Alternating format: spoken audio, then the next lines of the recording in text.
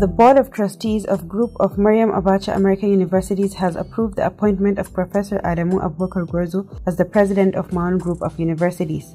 A statement issued on Wednesday said MAAUN Group of Universities comprised Maryam Abacha American University of Nigeria and Niger, as well as Franco-British International University FBIU Kaduna and Canadian University of Nigeria CUN Abuja. Until his new appointment, Professor Gwarzo was the Chairman Governing Council of Maryam Abacha American University of Nigeria. With the new appointment, Professor Abubakar Gwarzo is now the President Group of Maryam Abacha American Universities, with its headquarters in Maryam Abacha American University of Niger. According to the statement, a new Chairman Governing Council of Maryam Abacha American University of Nigeria MAAUN will be appointed at a later date. The four universities, Maryam Abacha American University of Nigeria and Niger, Franco-British International University Kaduna and Canadian University of Nigeria Abuja, were founded by Professor Gwarzo.